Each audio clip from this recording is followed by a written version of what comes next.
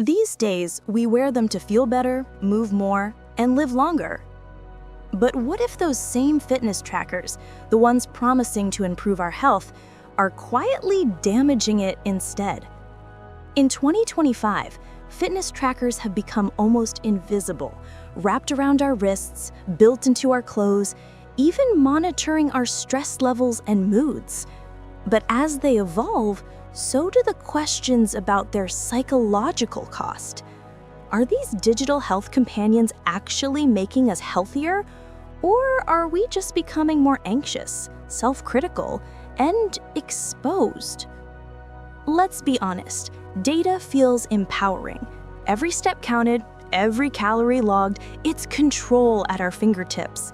But that same feedback loop can also, and often does, feed anxiety. Studies in 2025 found thousands of users describing emotions like shame, guilt, and defeat when they missed targets or saw negative stats. Instead of feeling proud for what they did achieve, many felt punished by the numbers on their screens.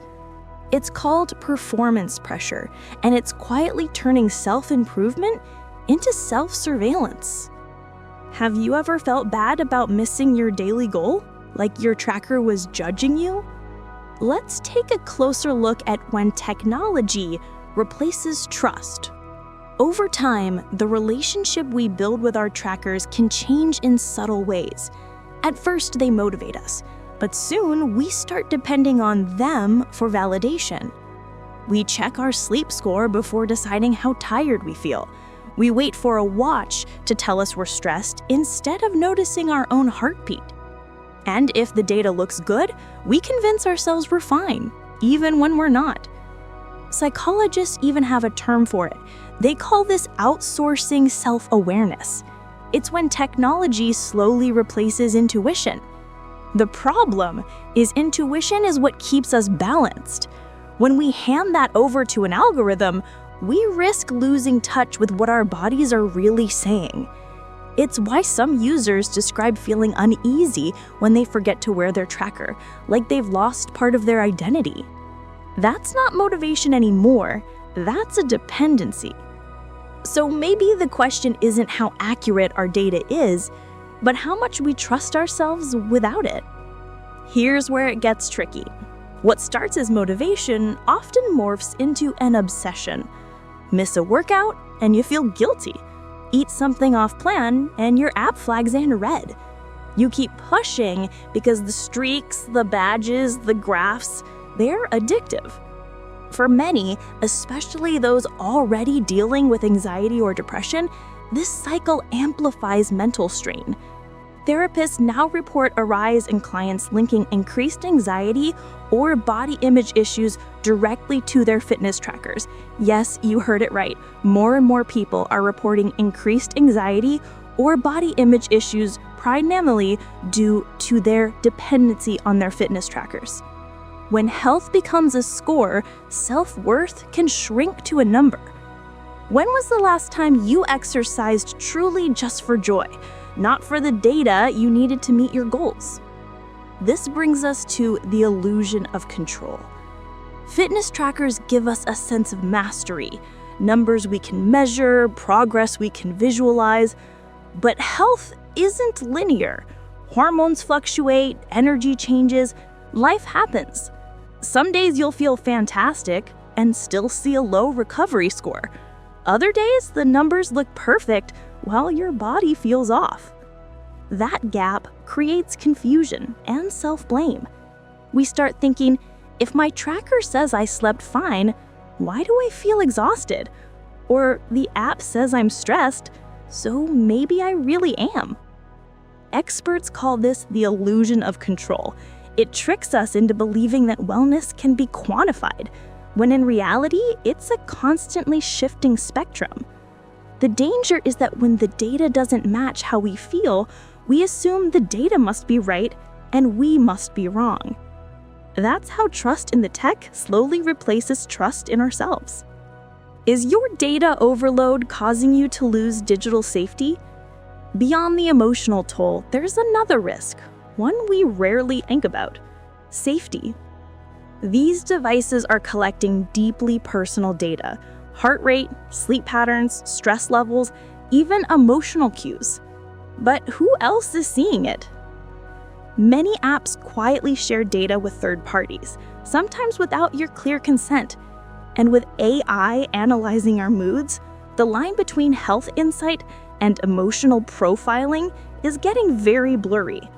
Imagine an algorithm labeling you depressed based on your step count, or advertising mental health products when you're most vulnerable. This isn't just theoretical. Even as far back as 2018, fitness tracking data from an app called Strava revealed the locations of secret military bases around the world. Routes uploaded by soldiers during workouts created glowing maps that exposed base layouts, patrol paths, and even sleeping quarters. It wasn't a hack, it was ordinary user data made public by default. That incident changed how governments handle wearables overnight, proving that a small fitness app could become a global security threat. Fast forward to today, and emotion tracking APIs are being licensed to marketing companies that want to predict when consumers are stressed or vulnerable to spending. Your watch could register a spike in anxiety, and a few minutes later, your phone could show a pharmaceutical ad promising instant calm. Privacy advocates warn that mental health data is now one of the most valuable and most exploited forms of personal information. Once it's uploaded, it can be copied, sold, or breached. So while we're trying to secure our physical health, our psychological safety might be quietly slipping through the cracks. Would you be okay if your watch knew more about your anxiety than your therapist? Social features were meant to keep us motivated. Leaderboards, streaks, group challenges, they sound fun, until they're not. When every scroll shows someone else's perfect progress, it's easy to fall into the comparison trap. Instead of community, you get quiet competition.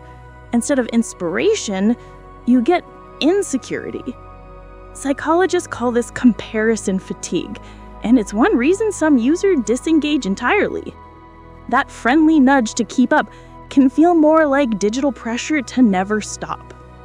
Does competition keep you going, or make you want to quit? Here's the heart of the issue. The algorithm doesn't understand context. It can't tell when you're recovering from burnout, caring for a sick parent, or just taking a mental break. It just sees underperforming because it works on numbers. These systems are designed to optimize output, not well-being. They're missing the human element: compassion. Experts are calling for empathetic design, where apps reward flexibility, rest, and balance, not just raw metrics. Until then, the responsibility falls on us to know when to mute the alerts and listen to ourselves.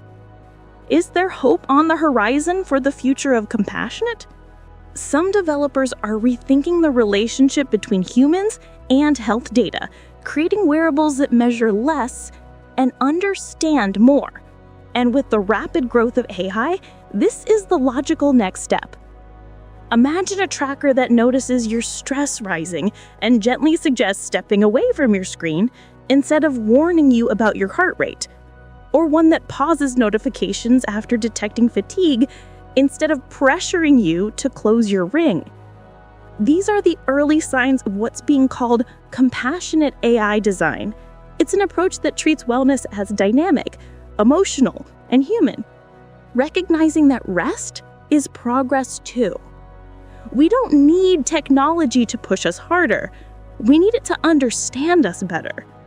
Here's the good news. The fix isn't to abandon your tech. It's to change your relationship with it. Use it as a mirror, not a judge. Set goals that adapt to your life, not ones that punish you for living it. If tracking ever feels like pressure, step away. Take a day or a week. And if your tracker triggers anxiety or guilt, that's not weakness, that's awareness. Healthy technology should help you grow, not grind you down. Because true health isn't found in perfect data, It's found in peace of mind. So, are fitness trackers helping us or quietly harming us? Maybe it's time we stop asking what the data says about us and start asking how it makes us feel. The next time your watch buzzes with a missed goal, take a breath. You're not falling behind, you're just being human. Drop your thoughts in the comments, and if you want more on how tech is reshaping everyday life, hit that subscribe button. This is Looped in Tech, keeping you connected to the future.